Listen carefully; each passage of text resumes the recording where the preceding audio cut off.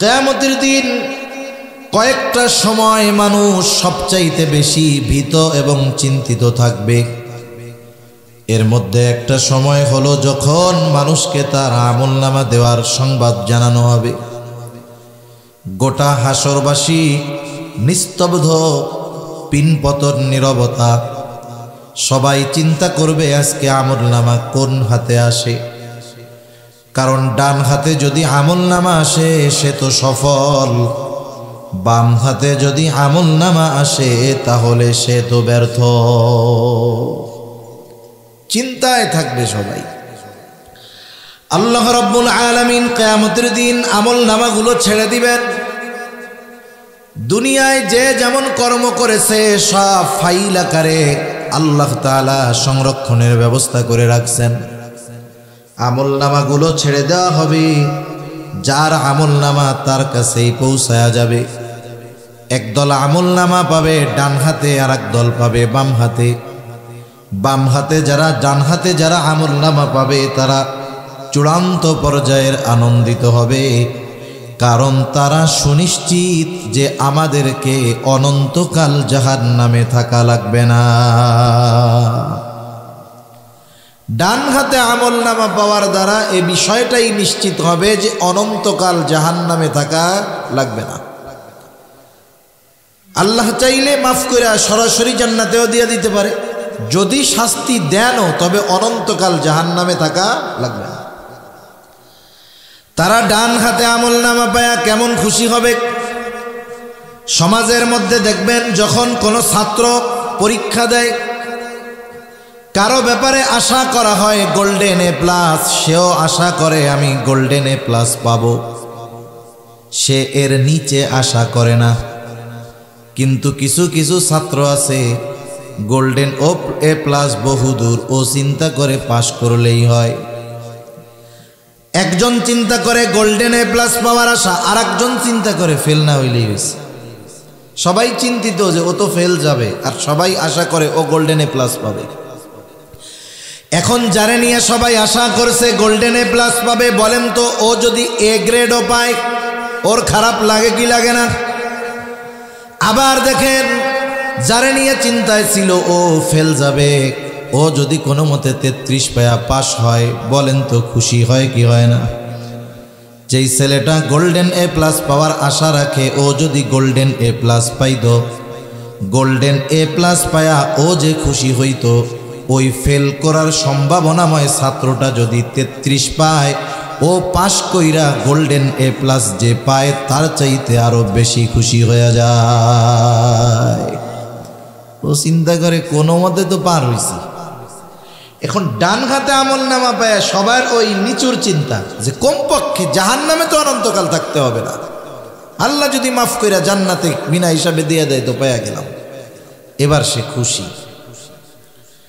খুশিতে কি বলে দেখেন, যারে বলছিল সবাই তুই তো ফেল করবি, ও যখন পাশ করে 33 পায়া এলাকায় দৌড়ায় আর মিছিল দেয় আমি পাশ করছি। কি পাইছি এটা পরে, পাশ তো করছি। ডান হাতে যে আমলনামা পাবে সে কি করবে? আল্লাহ তাআলা বলেন, ফাআম্মা মান উতিয়া কিতাবাহু বিয়ামিনিহি ফায়াকুলু হাউম ইকরাউ কিতাবিয়া মুহাম্মাদিন ওয়া আলা আলি মুহাম্মাদ كما صليت على إبراهيم وعلى آل إبراهيم إنك حميد مجيد اللهم بارك على محمد وعلى آل محمد كما باركت على إبراهيم وعلى آل إبراهيم إنك حميد مجيد। আল্লাহর মহব্বতে আমরা একটু জবান খুলে জিকির করি, আর যদি একটু সম্ভব হয় মেহেরবানি করে একটু যদি আগায় কাছে কাছে বসি, অল্প সময় বেশি সময় কষ্ট দেব না, একটু জিকিরের সাথে সাথে একটু আগায় বসি। লা ইলাহা ইল্লাল্লাহ, লা ইলাহা ইল্লাল্লাহ, লা ইলাহা ইল্লাল্লাহ, ইল্লাল্লাহ, লা ইলাহা ইল্লাল্লাহ,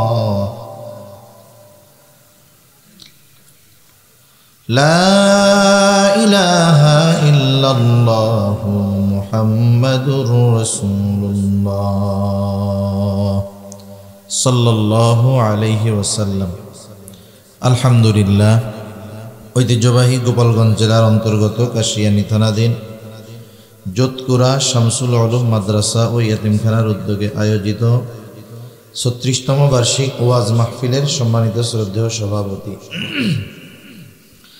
আমন্ত্রিত উলামায়ে কেরাম, সামনে উপস্থিত মুরব্বিয়ানে কেরাম, সমবয়সী যুবক বন্ধু, স্নেহের ছোট ভাই এবং পর্দার অন্তরালে অবস্থানরতা সম্মানিতা শ্রদ্ধেয়া মা ও বোন, দয়াময় আল্লাহ রাব্বুল আলামিনের দরবারে অগণিত শুকর যে মহান মালিক আমাদের হায়াতে বরকত দিয়ে সুস্থ রেখে দীর্ঘ রাত পর্যন্ত আন্তর্জাতিক খ্যাতি সম্পন্ন মুফাসসিরে কোরআন, সারা বাংলায় আলোড়ন সৃষ্টিকারী বক্তা, সুমধুর কণ্ঠের অধিকারী মুফতি ইমরান হুসাইন মুজাহিদি হাফিজাহুল্লাহ হজরতের জবান থেকে সুললিত কণ্ঠে খুবই গুরুত্বপূর্ণ কথা আপনারা শ্রবণ করতেছিলেন। আল্লাহ তাআলার তৌফিকে আমিও আপনাদের খেদমতে কিছু কথা পেশ করবার নিয়তে এখানে উপস্থিত হতে পেরেছি। যে মহান মনিব আমাদেরকে হাদিসের ভাষায় এই জান্নাতের বাগানে আসার বসার কিছু কথা বলবার, শ্রবণ করবার সুযোগ দান করলেন, সে মহান মনিবকে খুশি করার জন্য মহাব্বতের সাথে জবান খুলে অন্তর থেকে আমরা একবার কালিমাতুশ শুকর পাঠ করি, আলহামদুলিল্লাহ। অগণিত দুরূদ ও সালাম সৈয়দুল আম্বিয়া, আশরাফুল আম্বিয়া, খাতামুল আম্বিয়া, ইমামুল মুরসালিন, রহমাতুল লিল আলামিন মুহাম্মাদুর রাসূলুল্লাহ সাল্লাল্লাহু আলাইহি ওয়াসাল্লামের উপর। রাত যেহেতু অনেক, শহরের হিসাবে রাত 10টা কোনো রাতই না, এটা হলো সন্ধ্যা, কিন্তু গ্রামের হিসাবে অনেক রাত। আর আমি ওই শর্তের উপরেই দাওয়াত নিছি, যদি 10টার দিকে হয় তাহলে আমি পারবো। আসলে এলাকা বা পরিস্থিতি, আমি তো আর এই এলাকায় আগে পরে এদিকে তো আসা হয় নাই, আসছি ওদিকে এক জায়গায়, তো এলাকার আলোকে আসলে সময়টা আর একটু আগায় নেওয়ার দরকার ছিল। তা যাই হোক, গ্রামের মানুষ 10টা, 10:30, 11টা ঘুমিয়ে পড়ে, পরিশ্রমী মানুষ, সেজন্য আপনাদের বেশি সময় আমি কষ্ট দিব না। কারণ সারা রাত ওয়াজ করার কথা বা বেশি রাত ওয়াজ করার পক্ষে আমিও না। আবার দেখবেন মাঝে মধ্যে যখন ওয়াজ মাহফিলে বক্তা বলে চলবে, সবাই বলে হ্যাঁ চলবে। কতক্ষণ? কয় সারা রাত। যেই কয়টা সারা রাত কয়, একটাও ফজরের নামাজ পড়ে না। কিন্তু যারা ফজরের নামাজ পড়ে 11টা, 11:30 পার হলেই তাদের একটা পেরেশানি, টেনশন শুরু হয়ে যায়। সেজন্য বেশি রাত আমি আপনাদেরকে কষ্ট দিব না। আমি পবিত্র কোরআনুল কারীমের সূরা মুদ্দাসসির থেকে কয়েকটা আয়াত তিলাওয়াত করেছি। আল্লাহ তাআলার কাছে তৌফিক চাই, আল্লাহ তাআলা আয়াতগুলোকে সামনে রেখে কিছু কথা আমাকে বলার সুযোগ করে দেন, যেগুলো আমাদের সবার জন্য দুনিয়া আখিরাতে উপকারী হয়। সকলে জবান খুলে বলি আমিন। সম্মানিত উপস্থিতি, এ দুনিয়াতে মানুষ অনেক দলে, অনেক মতে, অনেক মতাদর্শে বিভক্ত। মানুষের মধ্যে কত দল আর কত মত, এর হিসাব নাই। ছোট্ট একটা দেশ বাংলাদেশ, এই দেশেও প্রায় মনে হয় শতখানিক রাজনৈতিক দল আছে। প্রত্যেকটা দলের এক একটা মূলনীতি আছে, মতাদর্শ আছে। তার মানে দেখেন, দলের দিক দিয়েও বাংলাদেশ মোটামুটি 100 ভাগে বিভক্ত। বিভিন্ন ধর্মের, বর্ণের, মতাদর্শের মানুষ আছে দুনিয়াব্যাপী। তাহলে দেখেন, দুনিয়ার মানুষ যত দলে, যত মতে বিভক্ত হোক না কেন, আল্লাহ তাআলার কাছে দল হলো 2টা। কয়টা? দুনিয়াতেও 2টা, আখিরাতেও 2টা। দুনিয়াতে এক দল হলো আল্লাহর দলের লোক, আর এক দল হলো শয়তানের দলের লোক। আখিরাতে হলো এক দল জান্নাতি, আর এক দল হলো জাহান্নামী। চূড়ান্তভাবে দল দুইটা হবে, তবে সূরাতুল ওয়াকিয়ার মধ্যে তিনটা দলের কথা আল্লাহ তাআলা বলছেন। এক দল হলো ডানপন্থী, আর এক দল বামপন্থী, আর এক দল হলো অগ্রবর্তী। যারা অগ্রসর সামনের দল, ডানপন্থী আর সামনে যারা, এরা জান্নাতি। যারা অগ্রগামী এরা হলো বিনা হিসাবে জান্নাতি। ডানপন্থী যারা, এরা হিসাবের পরে জান্নাতি। আল্লাহ তাআলা চাইলে হিসাবের পরে পাপ থাকলে শাস্তি দিয়ে জান্নাতে দিবেন, আল্লাহ তাআলা চাইলে মাফ করে শাস্তি না দিয়েও জান্নাতে দিতে পারবেন। কিন্তু সামনে যারা, তারা হলো বিনা হিসাবে জান্নাতি। তাহলে এই দুই দল চূড়ান্ত ঠিকানা জান্নাত, আর যারা বামপন্থী এদের ঠিকানা হলো জাহান্নাম। সেই হিসাবে পরকালে মূলত দল হলো কয়টা? দুইটা। আমাদেরকেও এই দুই দলের থেকে এক দলের অন্তর্ভুক্তই হতে হবে। আল্লাহ সুবহানাহু ওয়া তাআলা পবিত্র কোরআনুল কারীমের মধ্যে জানায়া দিয়েছেন এই দুই দল কার ঠিকানা কোথায়, কার অবস্থা কি, এটা দুনিয়াতেও মোটামুটি বোঝা যায়। আবার ওই দিন চূড়ান্তভাবে যে যেই জায়গার অবস্থানকারী হবে সেই জায়গায় দেওয়ার আগে তাদেরকে তাদের দুনিয়ার আমলনামা, দুনিয়ার কর্ম এবং কর্মফল সব আল্লাহ তাআলা জানায় দিবে। এজন্য যারা দুনিয়াতে আল্লাহর দলের, এরা আশা করা যায় জান্নাতি। যারা দুনিয়াতে শয়তানের দলের, একথা বলা যায় তারা জাহান্নামী। এখন আমরা কার দলের লোক হব? একটু জবান খুইলা বলি তো, আরো জোরে বলেন, কার দলের? আল্লাহর দল। আল্লাহর দলের লোক যদি আমরা হই, তাহলে দুনিয়ায় ভালো কাজ করতে হবে, গুনার থেকে বাঁচতে হবে, নেক কাজ করতে হবে। কারণ আমার আপনার দুনিয়ার সব কর্মগুলো ফিরিস্তাদের মাধ্যমে আল্লাহ তাআলা লিপিবদ্ধ করায় সংরক্ষণের ব্যবস্থা করছেন। স্বয়ং নিজেও তো আমাদের কর্মের ব্যাপারে আল্লাহ তাআলা সাক্ষী। আর আমাদেরকে মরতে হবে, আল্লাহ তাআলার সামনে দাঁড়াতে হবে, দুনিয়ার কর্মের হিসাব দিতে হবে। এ বিশ্বাস আমরা সবাই করি তো? করি। মৃত্যুর মাধ্যমে শুরু হবে সেই অনন্তকালের সফর। আল্লাহ তাআলা কেন মৃত্যু দিছেন? মৃত্যু হলো আখিরাতের প্রথম ঘাঁটি, স্টেশন। আপনাকে আমাকে যদি মূল গন্তব্যে দুনিয়ায় ঢাকা যাবেন, ঢাকা যদি যাইতে হয় আগে তো স্টেশনে যাওয়া লাগবে। আখিরাতের সফরের প্রথম ঘাঁটি হলো কবর। আল্লাহ তাআলা ওই ঘাঁটির মাধ্যমে এক সময় আমাদেরকে হাসরের ময়দান পর্যন্ত নিয়ে যাবেন। ওই দিন আমাদেরকে পুনরুত্থিত করবেন এবং দুনিয়ার কর্মের পূর্ণ প্রতিদান দিবেন। আল্লাহ তাআলা সে কথাই বলেন। আল্লাহ তাআলা বলেন, ওয়া ইন্নামা তুওয়াফাউনা উজুরাকুম ইয়াওমাল কিয়ামাহ ফামান যুহজিহা আনিন নার ওয়া উদখিলাল জান্নাতা ফাকাদ ফাজ।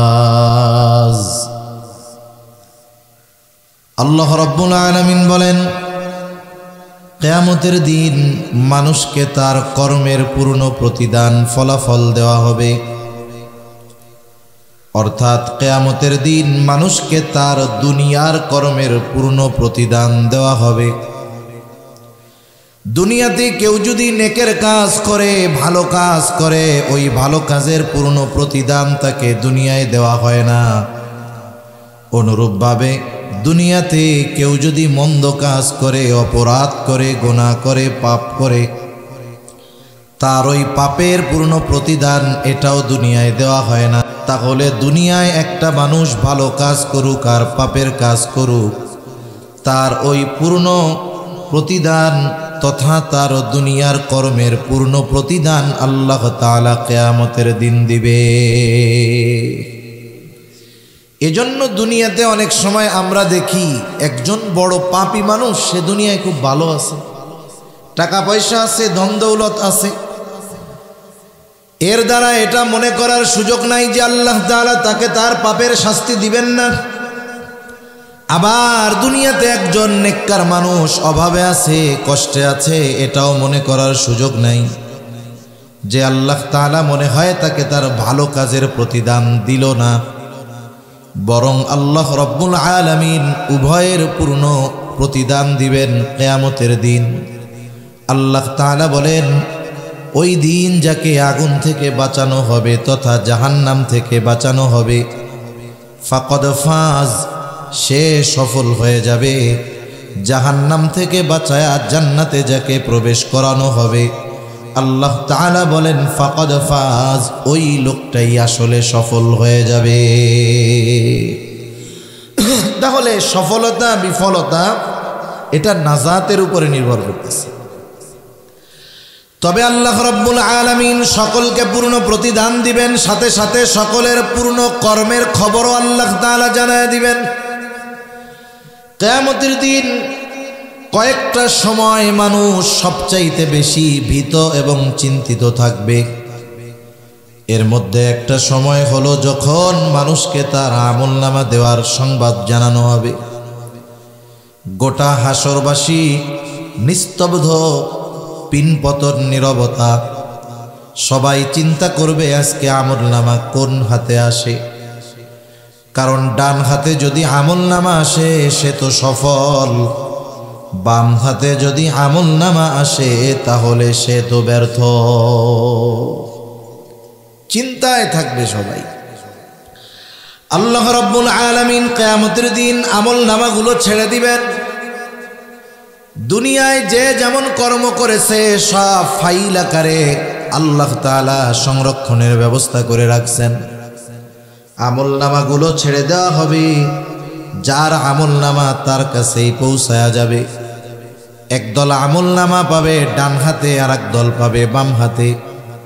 বাম হাতে যারা, ডান হাতে যারা আমলনামা পাবে তারা চূড়ান্ত পর্যায়ের আনন্দিত হবে, কারণ তারা সুনিশ্চিত যে আমাদেরকে অনন্তকাল জাহান্নামে থাকা লাগবে না। ডান হাতে আমলনামা পাওয়ার দ্বারা এই বিষয়টাই নিশ্চিত হবে যে অনন্তকাল জাহান্নামে থাকা লাগবে না। আল্লাহ চাইলে মাফ করে সরাসরি জান্নাতেও দিয়ে দিতে পারে, যদি শাস্তি দেনও তবে অনন্তকাল জাহান্নামে থাকা লাগবে না।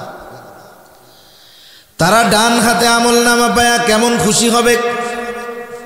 সমাজের মধ্যে দেখবেন যখন কোনো ছাত্র পরীক্ষা দেয়, কারো ব্যাপারে আশা করা হয় গোল্ডেন এ প্লাস, সেও আশা করে আমি গোল্ডেন এ প্লাস পাবো, সে এর নিচে আশা করে না। কিন্তু কিছু কিছু ছাত্র আছে গোল্ডেন এ প্লাস বহুদূর, ও চিন্তা করে পাশ করলেই হয়। একজন চিন্তা করে গোল্ডেন এ প্লাস পাওয়ার আশা, আর একজন চিন্তা করে ফেল না হইলেই হয়েছে। সবাই চিন্তিত যে ও তো ফেল যাবে, আর সবাই আশা করে ও গোল্ডেন এ প্লাস পাবে। এখন যারে নিয়ে সবাই আশা করছে গোল্ডেন এ প্লাস পাবে, বলেন তো ও যদি এ গ্রেডও পায় ওর খারাপ লাগে কি লাগে না? আবার দেখেন যারে নিয়ে চিন্তায় ছিল ও ফেল যাবে, ও যদি কোনো মতে 33 পায়া পাস হয়, বলেন তো খুশি হয় কি হয় না? যেই ছেলেটা গোল্ডেন এ প্লাস পাওয়ার আশা রাখে, ও যদি গোল্ডেন এ প্লাস পাইত, গোল্ডেন এ প্লাস পায়া ও যে খুশি হইত, ওই ফেল করার সম্ভাবনাময় ছাত্রটা যদি 33 পায়, ও পাশ কইরা গোল্ডেন এ প্লাস যে পায় তার চাইতে আরো বেশি খুশি হয়ে যায়। ও চিন্তা করে কোনো মতে তো পার হইছি। এখন ডান হাতে আমলনামা পায় সবার ওই নিচুর চিন্তা যে কমপক্ষে জাহান্নামে তো অনন্তকাল থাকতে হবে না, আল্লাহ যদি মাফ কইরা জান্নাতে বিনা হিসাবে দিয়ে দেয় তো পায়া গেলাম। এবার সে খুশি। খুশিতে কি বলে দেখেন, যারে বলছিল সবাই তুই তো ফেল করবি, ও যখন পাশ করে 33 পায়া এলাকায় দৌড়ায় আর মিছিল দেয় আমি পাশ করছি, কি পাইছি এটা পরে, পাশ তো করছি। ডান হাতে যে আমলনামা পাবে সে কি করবে? আল্লাহ তাআলা বলেন ফাআম্মা মান উতিয়া কিতাবাহু বিয়ামিনিহি ফায়াকুলু হাউম ইকরাউ কিতাবিয়া ইন্নী যানানতু আন্নী মুলাকিন হিসাবিয়া। ডান হাতে আমলনামা পেয়ে সে আনন্দে মানুষদেরকে বলবে হাউম ইকরাউ কিতাবিয়া, এই তো আমার কিতাব, এই তো আমার আমলনামা পড়ো, এই তো আমার আমলনামা পড়ে দেখো কত ভালো আমল করেছি, বিনিময়ে জান্নাত দিবে। ডান হাতে আমলনামা পেয়ে গেছি। ডান হাতে আমলনামা পাবার কারণটাও সে উল্লেখ কইরা বলবে, ইন্নী যানানতু আন্নী মুলাকিন হিসাবিয়া। আমি ডান হাতে আমলনামা পাবার কারণ হলো যে আমি দুনিয়াতে এই ব্যাপারে দৃঢ় বিশ্বাস রাখতাম, ধারণা রাখতাম যে আমাকে আমার দুনিয়ার কর্মের হিসাবের মুখোমুখি হওয়া লাগবে। আমি দুনিয়ায় এটা দৃঢ়ভাবে বিশ্বাস করতাম যে আমি দুনিয়ায় যে কর্ম করতেছি ওই কর্মের হিসাব দুনিয়ার কারো কাছে দেওয়া লাগুক আর না লাগুক, কার কাছে দেওয়া লাগবে? আল্লাহ তাআলার কাছে দেওয়া লাগবে।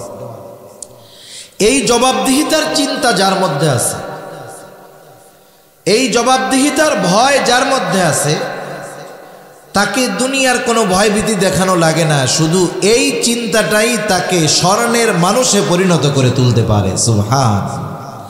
এ চিন্তাই তাকে গুনাহমুক্ত জীবন অতিবাহিত করার জন্য সাহায্য করতে পারে। এছাড়া দুনিয়ার আইন, শাস্তির ভয় এগুলো মানুষকে সাময়িকভাবে অপরাধ থেকে বিরত রাখলেও পরিপূর্ণভাবে পাপাচার থেকে মানুষকে বাঁচাতে পারে না।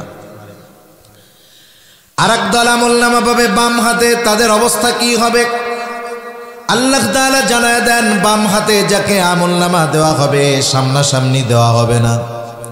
আমলনামাটা দেওয়া হবে বুক চিরে, বাম হাতটাকে পেছনে নেওয়া হবে। এইবার বাম হাতের মধ্যে যখন আমলনামা দেওয়া হবে পেছন দিকে হাত নিয়া, আল্লাহ রব্বুল আলামিন জানায় দেন তাদের অবস্থা কেমন হবে, তারা কি বলবে। আল্লাহ বলেন, ওয়া আম্মা মান উতিয়া কিতাবাহু বিশিমালি ফায়াকুলু ইয়া লাইতানি লাম উতা কিতাবিয়া ওয়া লাম আদরি মা হিসাবিয়া ইয়া লাইতাহা কানাতিল কাদিয়া। আল্লাহ রাব্বুল আলামিন বলেন, যারা বাম হাতে আমলনামা পাবে তারা বলবে, ইয়া লাইতানি লাম উতা কিতাবিয়া, হায় আফসোস, আমি যদি এই কিতাব না পাইতাম কতই না ভালো হতো যদি এই আমলনামা না পাইতাম। ওয়ালাম আদরি মা হিসাবিয়া, আমি যদি আমার হিসাবটা না জানতাম কতই না ভালো হতো। ইয়া লাইতাহা কানাতিল কাদিয়া, ওই যে প্রথমবার যে দুনিয়ার থেকে মরছিলাম ওই মরণটাই যদি আমাকে চূড়ান্তভাবে নিঃশেষ করে দিত কতই না ভালো হতো। আফসোস করতে থাকবে। ডান হাতে আমলনামাওয়ালা জান্নাতি, বাম হাতে যে আমলনামা পাবে সে তার কর্মের কারণে যেই শাস্তি তার প্রাপ্য সেটা সে পেতে থাকবে। এ কথাই আল্লাহ তাআলা কুরআনুল কারীমের মধ্যে জানায় দিয়ে বলেন, কুল্লু নাফসিম বিমা কাসাবাত রহিনা ইল্লা আসহাবাল ইয়ামিন। আল্লাহ তাআলা বলেন, প্রত্যেকটা মানুষ তার কর্মের নিকটে আবদ্ধ থাকবে। মুফাসসিরিনে কেরাম বলেন, এর দ্বারা উদ্দেশ্য হলো বাম হাতে যারা আমলনামা পেয়েছে তারা তাদের ওই পাপ কর্মের কারণে জাহান্নামের মধ্যে আবদ্ধ থাকবে। তবে তারা নয়, কারা? আসহাবুল ইয়ামিন, যারা ডান হাতে আমলনামা পেয়েছে তারা তাদের কর্মের কারণে জান্নাতের মধ্যে অবস্থান করতে থাকবে। সর্বশেষ অবস্থা, ডান হাতে আমলনামা যারা পেল তারা জান্নাতি, বাম হাতে যারা পাবে তারা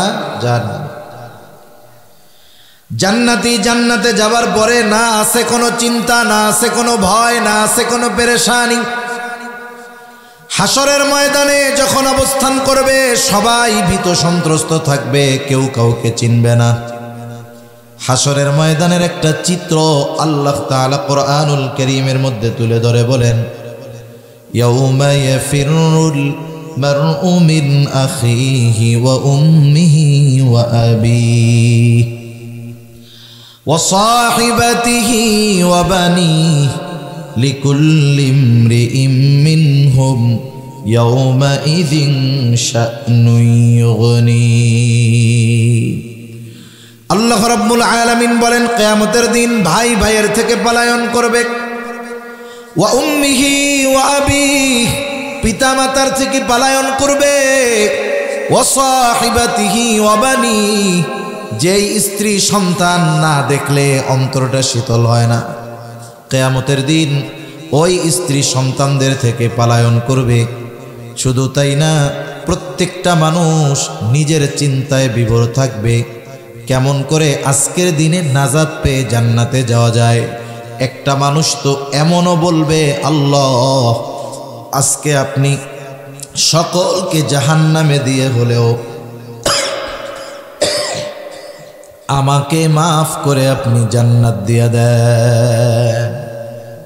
বলবে সকলকে আপনি জাহান্নামে দিয়ে হলেও আমাকে আজকে আপনি জান্নাতে দিয়ে দেন। এমন কঠিন এক পরিস্থিতি হবে। পরিস্থিতি যাই হোক, বলেন তো জান্নাতে যাওয়ার পরে জান্নাতীর আর কোনো টেনশন চিন্তা আছে নাকি? হাসরের ময়দানে সে কাউকে চিনবে না, কিন্তু জান্নাতে যাওয়ার পরে কাউকে ভুলবে না, সবার কথা মনে পড়বে।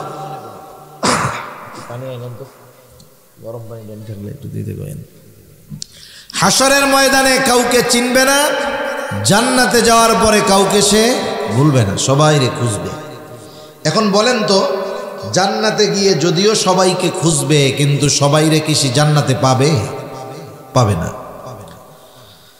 জানতে পারবে যে আমার কিছু প্রিয়জন, বন্ধু বান্ধব, আপনজন এরা জান্নাতে আসতে পারে নাই, এরা জাহান্নামে আছে। এইবার জান্নাতীরা পরস্পর নিজেদের মধ্যে ওই মুজরিম পাপী তথা জাহান্নামীদের ব্যাপারে কথোপকথন করবে, আলোচনা করবে। আল্লাহ তাআলা সে কথাই এরপরে বলেন, ফি জান্নাতিন ইয়াতাসাআলুনা আনিল মুজরিমিন। জান্নাতীরা পরস্পর জিজ্ঞাসাবাদ করবে মুজরিমদের ব্যাপারে, পাপীদের ব্যাপারে। তাফসীরে ইবনে কাসির সহ দুনিয়ার সব প্রসিদ্ধ তাফসীরের মধ্যে আসছে, আল্লাহ রাব্বুল আলামিন এইবার জান্নাতি আর জাহান্নামীদের মধ্যে দেখা এবং কথাবার্তার ব্যবস্থা করে দিবে। জান্নাতীরা জাহান্নামীদের দেখবে, জাহান্নামীরা জান্নাতীদের দেখবে। জান্নাতীরা যখন জাহান্নামের দিকে তাকায় দেখবে, ওই জাহান্নামের মধ্যে তার আপনজন, প্রিয়জন, বন্ধু বান্ধব, আত্মীয় স্বজন কঠিন শাস্তির মধ্যে আছে।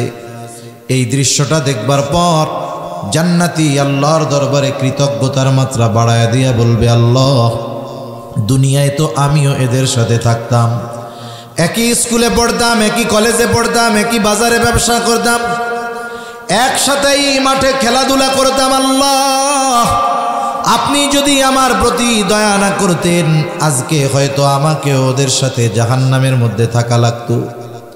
আল্লাহ তাআলার কাছে কৃতজ্ঞতার মাত্রা বাড়ায়া দিবে। এইবার আল্লাহ তাআলা জাহান্নামীদেরকেও জান্নাতীদের দেখার ব্যবস্থা করে দিবে। জাহান্নামীরা যখন জান্নাতের মধ্যে তাকায় দেখবে, আমার বন্ধু বান্ধব, আত্মীয় স্বজন, কাছের মানুষ জান্নাতের নাজ নেয়ামত ভোগ করতেছে।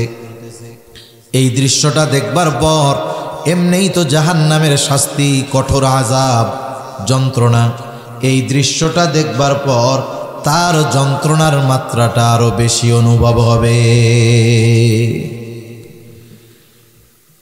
কারণ সে চিন্তা করবে, আহারে এই মানুষগুলোর সাথেই তো দুনিয়ায় চলতাম, এই মানুষগুলোই তো আমার প্রতিবেশী ছিল, কাছের মানুষ ছিল।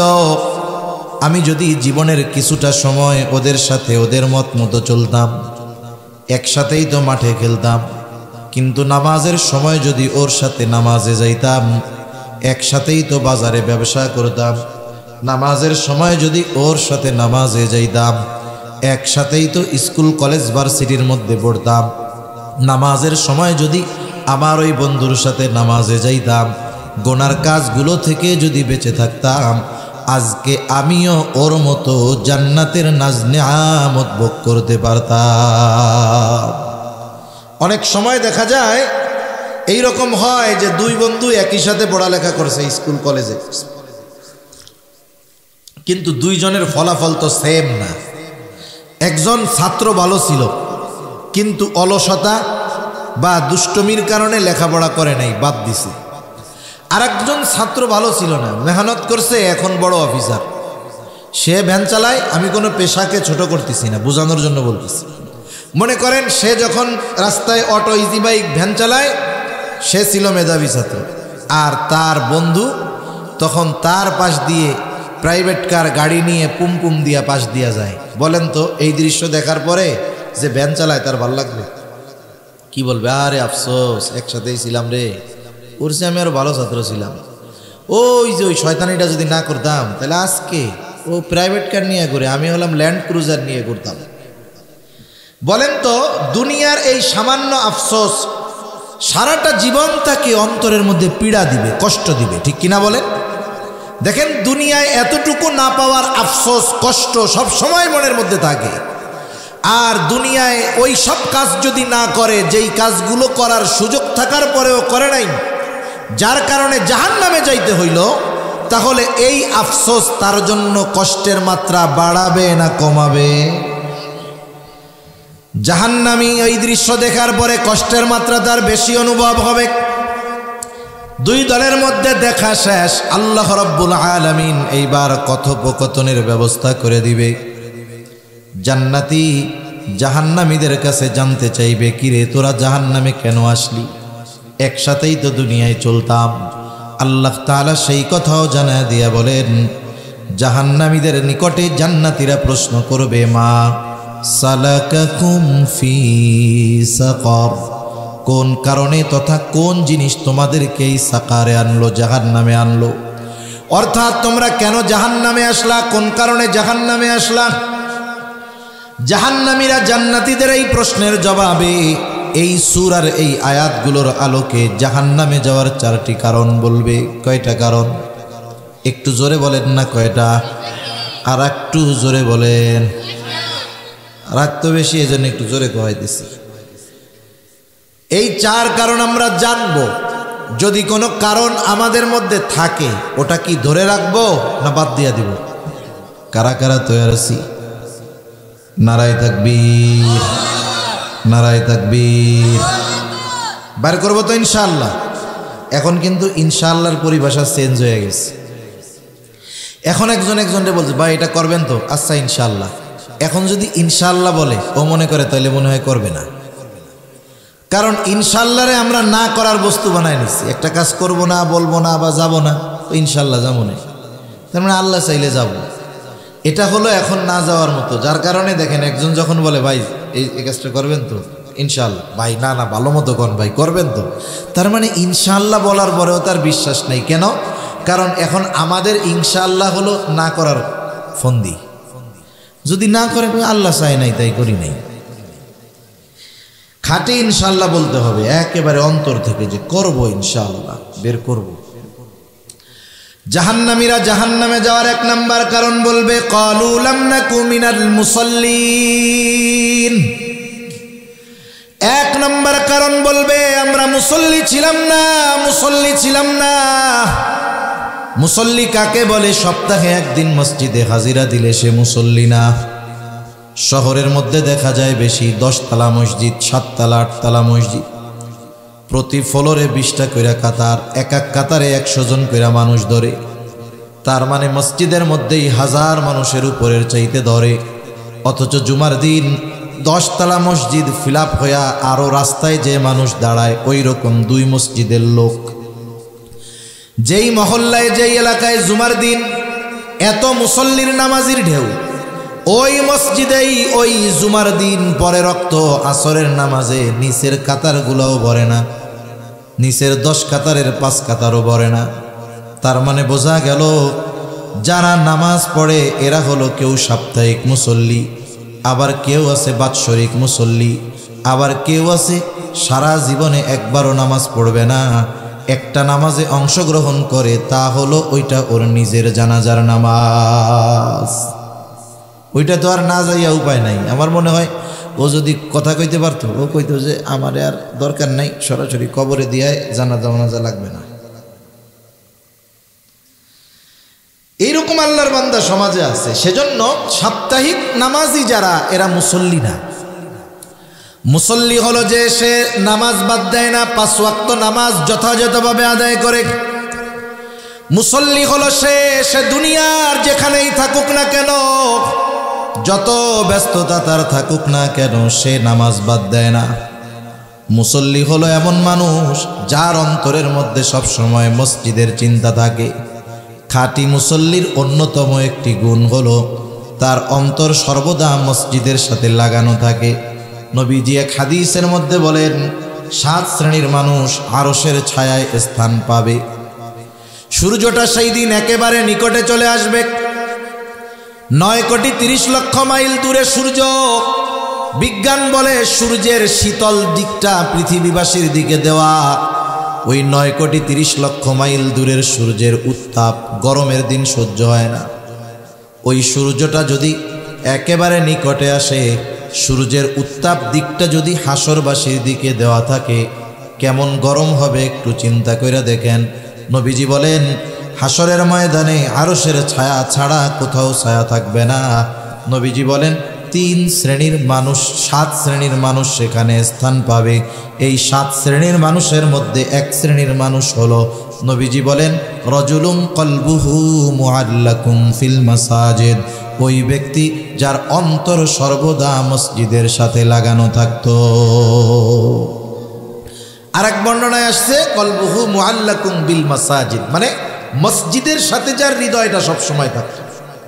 আপনাদের এলাকায় অনেক ছেলেপেলে প্রবাসে আছে না, বিদেশে আসেনি? আছে। মাঝে মধ্যে ফোন দেয় মায়ের কাছে, বাবার কাছে, বোনের কাছে, বন্ধুর কাছে। ফোন দিয়ে কি বলে, মনে করেন সৌদি আরবে আছে, ফোন দিয়ে বলে, আরে দোস্ত, আমার শরীরটা পড়ে রয়েছে সৌদি আরবে, আর মনটা কিন্তু যোধপুরা গ্রামে পড়ে রয়েছে। আছে সৌদি, মন আছে কোন জায়গায়? গ্রামে, বাড়িতে, ঘরে। প্রকৃত নামাজি যেখানেই থাকুক না কেন তার অন্তর থাকে মসজিদের সাথে। ও তো সৌদি আরব থাকার কারণে মন চাইলেও ডেলি আসতে পারে না, কিন্তু মুসল্লির অন্তর তো মসজিদের সাথে, মসজিদ মুসল্লির অন্তরের সাথে। এই জন্যই যখন মুয়াজ্জিন আহ্বান করে, মুসল্লি যে কাজেই ব্যস্ত থাক না কেন দৌড় দিয়া মসজিদের কাছে হাজির হয়ে যায়। তাহলে প্রকৃত মুসল্লি আরশের ছায়ায় স্থান পাবে। সেই জন্য জাহান্নামীরা হলো মুসল্লি নয়, আমরা মুসল্লি হব। মুসল্লি হলে শুধু যে আখিরাতের লাভ তা নয়, মুসল্লি হলে দুনিয়ার লাভ আছে না নাই? অনেক লাভ আছে, একটা লাভ শুনাই, যার মধ্যে সব লাভ অন্তর্ভুক্ত হয়ে যায়। দেখেন আমাদের দেশে যারা নামাজ পড়ে না, নামাজ না পড়ার কিছু কারণ আছে। নামাজ না পড়ার কারণগুলোর মধ্যে অন্যতম এক কারণ হলো তার কাজকর্মর জন্য নামাজ পড়তে পারে না। দোকানদাররা জিজ্ঞাসা করবেন, বেনামাজি দোকানদার কি বলে?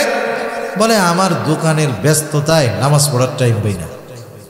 ভ্যানওয়ালা নামাজ পড়ে না কেন? কয় ভ্যান চালাই এই যান যায়, কিস্তির টাকা শোধাইতে পারি না, নামাজ পড়বো কোন সময়? কৃষক যে সে কৃষি কাজ করে, সে ব্যস্ততার ঠেলায় নামাজ পড়তে পারে না। কয় জমি নিড়াই এই তো মাজার ব্যথা যায় না, নামাজ পড়বো কোন সময়? এক কথায় তুমি ভোকাল কমাও, আওয়াজটা টনটন করো, রিভার্ব দাও, ইকো কমাও, আওয়াজটা টনটন হবে, ঘোরাও কেন? শুরুতে তো ভালো হয়েছিল।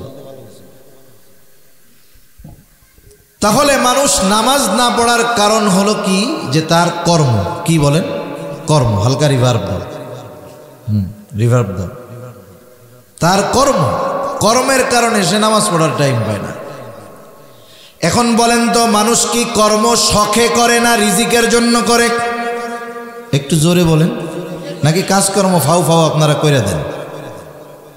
চাকরি বাকরি কেউ ফাউ করে না, ব্যবসা বাণিজ্য কেউ ফ্রি করবে না।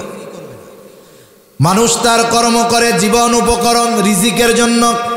রিজিক শব্দের বাংলা অর্থ হলো জীবন উপকরণ। তার মানে জীবন পরিচালনার জন্য যা কিছু প্রয়োজন সব কিছু রিজক। টাকা পয়সা রিজক, একজন নেককার সন্তান রিজক, একটা নেককার বিবি রিজক, সুস্থতা রিজক। এক কথায় মানুষ রিজিকের জন্য, উপার্জন করার জন্য সে কাজকর্ম করে। বুঝে থাকলে একটু জবাব দিবেন। বলেন তো, যেই রিজিক উপার্জনের জন্য ব্যস্ত থাকার কারণে নামাজ পড়তে পারে না, সেই রিজিকের মালিক কে? আরো জোরে বলেন কে? এখন বলেন তো, রিজিকের মালিক যদি রিজিক পাওয়ার পদ্ধতি বইলা দেয়, ওই পদ্ধতি বাদ দিয়া যদি আমরা শুধু কাজকর্মের মধ্যে রিজিক তালাশ করি, হয়তো পাওয়া যাবে কিছু ঠিক, কিন্তু বরকতময় রিজিক পাওয়া যাবে না। সেই জন্য রিজিকের মালিক রিজিক পাওয়ার পদ্ধতি আমাদের জানায় দিয়া বলেন, বান্দা ওয়া'মুর আহলাকা বিস-সালাতি ওয়াসতাবির আলাইহা লা নাসআলুকা রিজকা। রিজিকের মালিক বলে, বান্দা তুমি তোমার অধীনস্থ যারা আছে, ঘরের মানুষ যারা আছে, তাদেরকে নামাজের আদেশ করো, তুমিও তার উপরে অটল থাকো। তার মানে ঘরের মানুষগুলারেও মুসল্লি বানাও, তুমি নিজেও মুসল্লি হয়ে যাও, তাইলে লাভ কি? আল্লাহ তাআলা বলে, বান্দা লা নাসআলুকা রিজকা, আমি আল্লাহ তোমার কাছে রিজিক চাই না, বরং তুমি নামাজি, তোমার ঘরের মানুষগুলো যদি নামাজি হয়ে যায়, নাহনু নারযুকুকা, নামাজি হওয়ার কারণে আমি আল্লাহ তোমাকে রিজিক দিয়া দিব। আর একটু আস্তে কন। তাহলে মুসল্লি হইলে রিজিকের জিম্মাদারি কার? মনে রাখবেন, পরিমাণের উপরে বরকত নির্ভর করে না। এ সমাজে অনেক মানুষ আছে লাখ টাকা উপার্জন করার পরেও মাস শেষে পকেটে টাকা থাকে না। আবার অনেক আল্লাহর বান্দা আছে উপার্জন কম, এরপরেও ওর মধ্যে আল্লাহ তাআলা বরকত দেয়। যেমন দেখেন মসজিদের ইমাম, মাদ্রাসার হুজুর, বাস্তবতা হলো তাদের পরিশ্রম অনুযায়ী তাদের ওজিফা, তাদের সম্মানী অতি কম, ঠিক না? আবার দেখেন কমও দেয়, আবার থাকে বাকি। যদি বেতন বাড়াইতে বলে কমিটি কয়, হুজুর আপনাকে ইনকামে বরকত আছে, বলে না এরকম? এই বরকতের এই দোহাই দিয়ে পাবলিকরে ঠকানো যাবে না।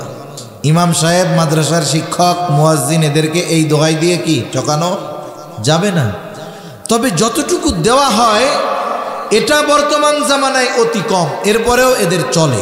কেমনে চলে, কেন চলে? কারণ একজন ইমামের ঘরে আপনি বেনামাজি পাবেন না, মাদ্রাসার শিক্ষকের ঘরে আপনি বেনামাজি পাবেন না।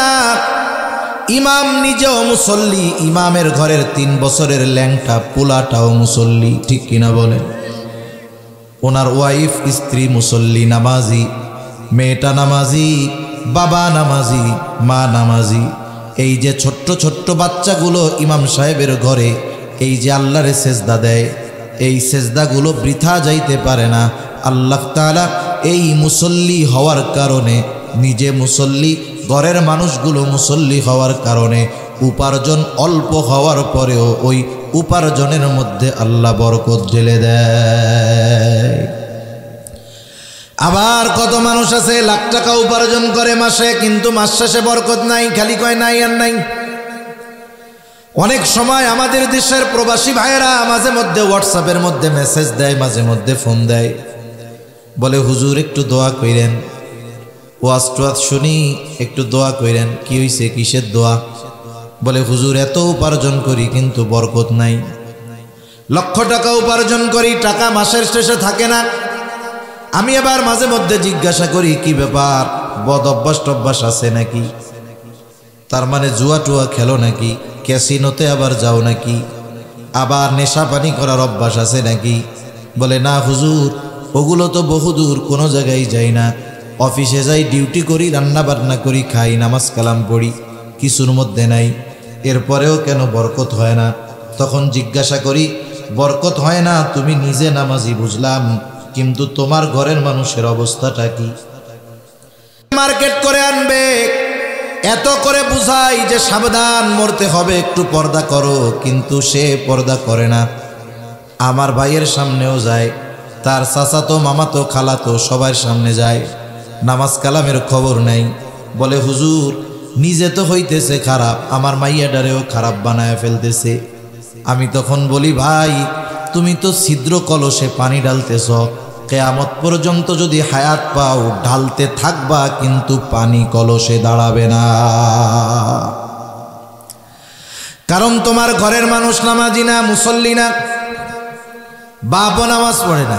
এখন আরো জুই তুইছে, পুলা ইনকাম করে, আগে তো কষ্ট করছে, এখন ইনকাম করে টাকা পাঠায়, এখন সুন্দর মতো চার দোকানে বসে বিড়ি টানে আর টেলিভিশন দেখে বসে বসে, বরকত হবে না। সেই জন্য বলি দুনিয়ার জন্য হলেও মুসল্লি হয়ে যান, কারণ যে কোনো ইবাদত শুরু করার দরকার ধারাবাহিকতা যদি বজায় রাখা যায়, ওই ইবাদতের দ্বারা এক সময় দুনিয়া আখিরাতের কল্যাণ অর্জিত হবে। আমরা মুসল্লি হব তো ইনশাআল্লাহ? কোন ইনশাআল্লাহ কইছেন? আসলটা তো নাকি? আচ্ছা ঠিক আছে। তাহলে জাহান্নামীরা জাহান্নামে যাওয়ার এক নাম্বার কারণ তারা মুসল্লি নয়। আমরা মুসল্লি হব। মুসল্লি হলে দুনিয়ারও লাভ, আখিরাতেরও লাভ। মুসল্লি হলে দুনিয়ার অন্যতম লাভ, রিজিক পাওয়া যায়। আর ঘোষণা দিছেন কে রিজিকের মালিক, সেই জন্য মুসল্লি হলে দুনিয়ার লাভ, আখিরাতের লাভ। 2 নাম্বার, তারা বলবে ওয়ালাম নাকু নুতঈমুল মিসকিন, আমরা মিসকিনদেরকে খানা খাওয়াইতাম না। খানা খাওয়ানো সাধারণভাবে ফজিলতের কাজ।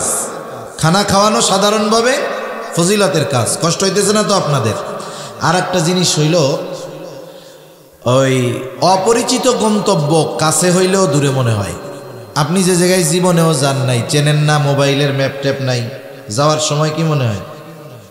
আসার সময় কাছে। এখন আমি তো বইলে যাইতেছি, কিন্তু কয়টা পর্যন্ত বলবো এটা তো আর আপনারা জানেন না, জানেন? তাহলে এখানে আমাদের গন্তব্য অনির্দিষ্ট। গন্তব্যটা জানায় দিলে আপনাদেরও সুবিধা, আমারও সুবিধা। আপনারা ওই ধরনের মন মানসিকতা থাকবে যে উনি ওই ক্যাটের মধ্যে শেষ করে দিবে। আমার গন্তব্য হলো 11:15। আমি 10:15 পরে শুরু করছি, 10:15 দিকে শুরু করছি, 11:15 ইনশাল্লাহ শেষ হয়ে যাবে। হয়তো আর 14, 15, 16 মিনিটের মতো এরকম আছে মনে হয়। তা দেখেন, খানা খাওয়ানো সাধারণভাবে ফজিলতের কাজ। একটু খেয়াল দিই, নবীজির কাছে একজন আসছে, আইসা প্রশ্ন করে আইয়ুল ইসলামি খাইর, ইসলামের মধ্যে সর্বোত্তম কাজ কোনটা? নবীজি ছিলেন উম্মতের রূহানি ডাক্তার। একই প্রশ্ন যদি একাধিক ব্যক্তি করত, নবীজি ওই ব্যক্তির অবস্থার আলোকে প্রশ্নের জবাব দিতেন। এই লোকের এই প্রশ্নের জবাবে নবীজি বললেন তুতঈমুত তাআম ওয়া তাকরাউস সালাম আলা মান আরাফতা ওয়া মান লাম তারিফ। নবীজি বলেন তুমি মানুষকে বেশি বেশি সালাম দাও, তুমি মানুষকে খানা খাওয়াও, আর পরিচিত অপরিচিত সবাইকে বেশি বেশি সালাম দাও। এখানে নবীজি বলছেন মানুষের খানা খাওয়াও, কিন্তু কোনো স্তর বিন্যাস করেন নাই। নবীজি বলেন নাই ধনীরে খাওয়াবা না গরিবরে খাওয়াও। বরং কেউ যদি আল্লাহ তাআলার সন্তুষ্টির জন্য, কোটিপতিকেও যদি কোনো ফকির মিসকিন গরিব কোটিপতিকেও যদি আল্লাহর জন্য খানা খাওয়ায়, বলেন তো ফজিলত আছে না নাই? আত্মীয় স্বজন দাওয়াত দিয়ে যদি খানা খাওয়ানো হয়, ফজিলত আছে না নাই? আপনার ছেলের বিবাহ দিয়েছেন, অলিমা দিয়া আত্মীয় স্বজন দাওয়াত দিয়া খাওয়াইলেন, ফজিলত আছে না নাই? আরো জোরে বলেন আছে না নাই? এখন খানা খাওয়াইয়া দরজা একটা বানাইয়া টেবিল পাইতে বৈশা রইছেন, বলেন তো ফজিলত আছে না নাই? আরে এক্ষেত্রেও তো আছে ফজিলত। নগদ ক্যাশ, ক্যাশের ফজিলত আছে না? এটা হলো এক ধরনের সিস্টেমের ব্যবসা, যে ব্যবসায় কোনো লস নাই। হিসাব করে যে কত খরচ করলাম, কত আসলো। মানুষকে খানা খাওয়ায়া বিনিময়ের আশা করা, এটা মুমিনের কাজ না। সাহাবায়ে কেরাম মানুষকে খানা খাওয়াইছে, কিন্তু প্রতিদান আশা করছে কার? জোরে বলেন না কার? সাহাবায়ে কেরাম কি বলতো? বলে ইন্নামা নুতঈমুকুম লিওয়াজহিল্লাহ লা নুরিদু মিনকুম জাযাআও ওয়ালা শুকুরা। সাহাবায়ে কেরাম মানুষরে খানা খাওয়ায়া বলতো ইন্নামা নুতঈমুকুম লিওয়াজহিল্লাহ, আমরা তোমাদের খানা খাওয়াইছি আল্লাহর জন্য তথা আল্লাহর সন্তুষ্টির জন্য।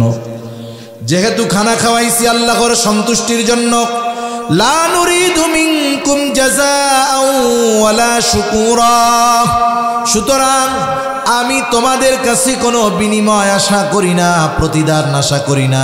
খানা খাওয়াইছি, টাকা চাই না। টাকা পয়সা তো বহুদূর। ওয়ালা শুকুরা, এই খানা খাওয়ানোর বিপরীতে আমরা তোমাদের কাছে কৃতজ্ঞতাও আশা করি না। খানা খাওয়াইছি একটু ধন্যবাদ দিবেন, এটাও আমরা আশা করি না।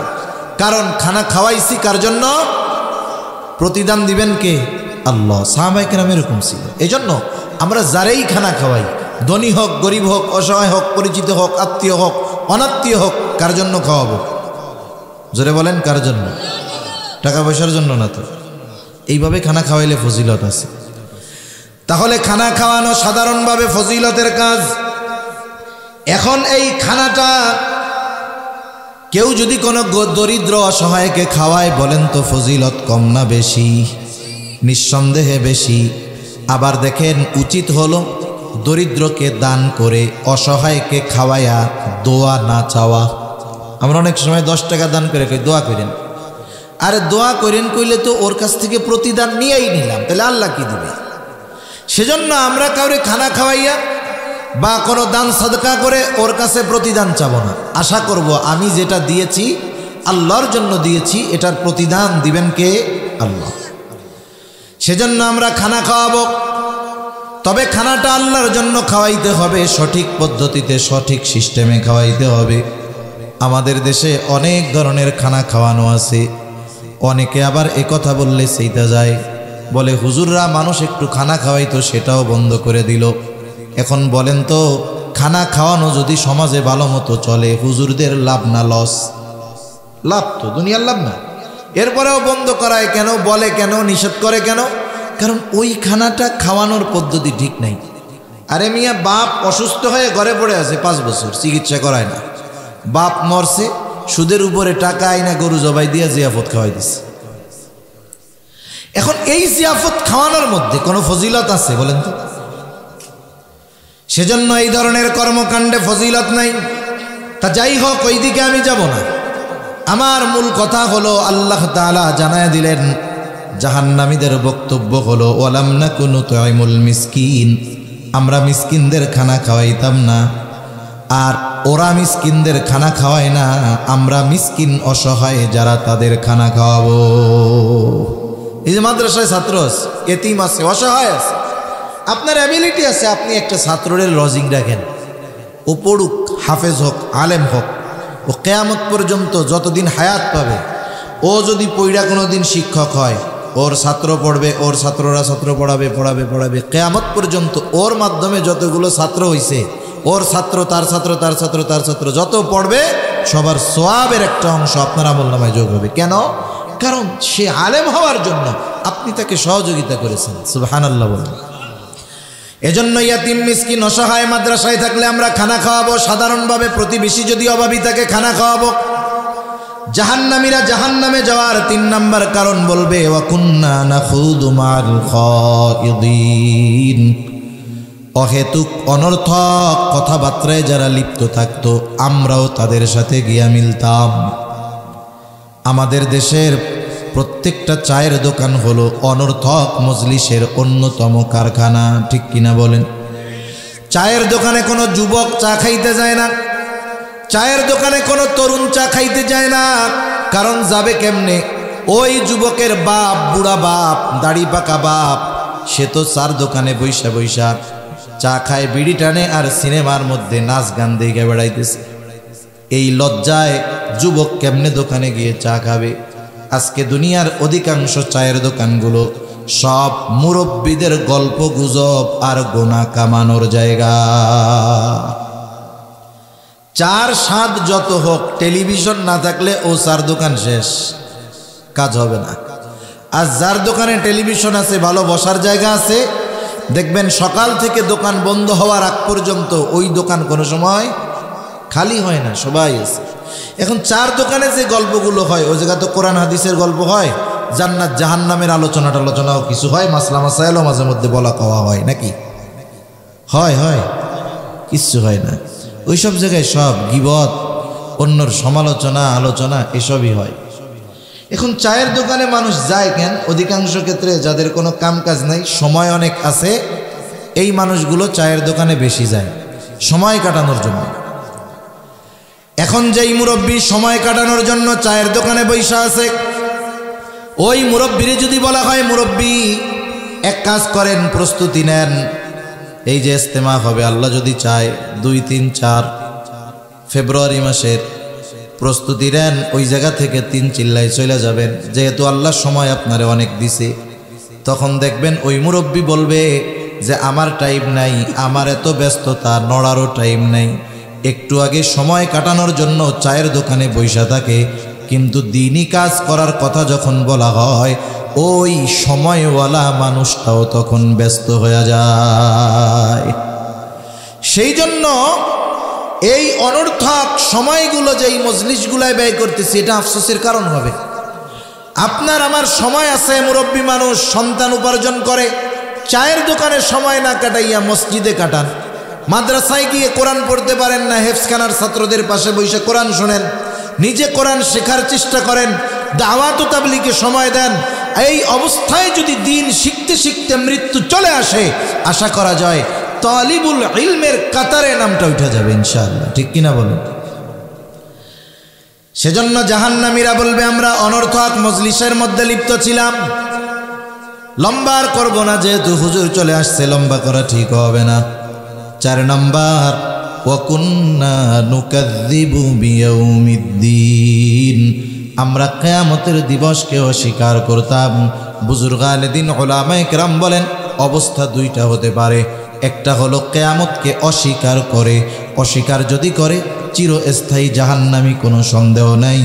আর একটা হলো বিশ্বাস করত ঠিক, কিন্তু কিয়ামতের ব্যাপারে উদাসীন ছিল, তাকেও লম্বা সময়ে জাহান্নামে থাকতে হবে। তার মানে কিয়ামতের প্রতি দৃঢ় বিশ্বাসী আমাদের হওয়ার দরকার। কারণ যে যত কিয়ামতের ব্যাপারে যত দৃঢ় বিশ্বাস, দুনিয়ায় তার কাজকর্ম তত সুন্দর। ওই যে ডান হাতে যে আমলনামা পেয়েছে, ডান হাতে আমলনামা পাবার কারণ হিসাবে সে বলছে আমি এই ব্যাপারে দৃঢ় বিশ্বাস রাখতাম যে আমাকে আমার কর্মের হিসাব আল্লাহ তাআলার সামনে দেওয়া লাগবে। এই হিসাব দিতে হবে কিয়ামতের দিন। সে ওই কিয়ামতের উপরে অতি বিশ্বাসী ছিল, দৃঢ় বিশ্বাসী ছিল, যার কারণে তার দুনিয়ার কর্ম সুন্দর, আমলনামা ডান হাতে। জাহান্নামীরা বলবে এভাবে চলছে দুনিয়ার হায়াত। হায়াত নামক মোমবাতি যখন জ্বালায় দেওয়া হয় আস্তে আস্তে শেষ হয়, মোমবাতি শেষ, আলো নিভে যায়। হায়াত নামক মোমবাতি মায়ের পেটে থাকতেই জ্বালায় দেওয়া হয়েছে, এখন শুধু কমতেছে, কোন সময় শেষ হবে আমরা জানি না। ওরা বলবে এভাবে চলছে দুনিয়া, হাত্তা আতানাল ইয়াকিন, এক সময় দৃঢ় সত্যের আগমন ঘটলো, মৃত্যু চলে আসলো, আমাদের মৃত্যু হয়ে গেল, ঠিকানা হলো জাহান্নাম। আর আল্লাহ তাআলা বলেন ফামা তানফাউহুম শাফাআতুশ শাফিঈন, তাদের ব্যাপারে কোনো সুপারিশকারীর সুপারিশ গ্রহণ করা হবে না। দেখেন এত সুস্পষ্টভাবে আল্লাহ তাআলা জানায় দিয়েছেন সব কিছু। এরপরেও যদি আমরা আমাদের পরিশুদ্ধ না করি, জাহান্নামীদের কর্মগুলো বাদ না দেই, জান্নাতি হওয়ার যেই কর্মগুলো করার দরকার সেগুলো যদি না করি, তাহলে আমাদের মতো হতভাগা আর কেউ নাই। ঠিক কিনা বলেন? তাহলে আজকে আমরা যেটা জানলাম, এই সূরার আয়াতগুলোর আলোকে জাহান্নামীরা কয় কারণে জাহান্নামে যাবে? একটু জোরে বলেন, কয় কারণ? 1 নাম্বার, তারা মুসল্লি ছিল না, আমরা মুসল্লি হব। তারা মিসকিনদের খানা খাওয়াইতো না, আমরা খাওয়াবো। তারা অনর্থক মজলিসে সময় ব্যয় করত, আমরা দ্বীনি কাজে সময় ব্যয় করব। তারা কিয়ামতের ব্যাপারে অবিশ্বাসী ছিল, আর আমরা কিয়ামতের ব্যাপারে দৃঢ় বিশ্বাসী হব ইনশাআল্লাহ। আল্লাহ সুবহানাহু ওয়া তাআলা আমাদের সবাইকে কথাগুলো বুঝবার, আমল করবার তৌফিক দান করুন। সকলে বলি আমিন। একটু জবান খুলে বলি আমিন। ওয়া আখিরু দাওয়ানা আনিল হামদুলিল্লাহি রাব্বিল আলামিন। হুজুর চলে আসছে, দোয়া না করে কেউ যাবেন না। এত কষ্ট করে শীতের মধ্যে বৈশা আছেন, বর্ষিয়ানে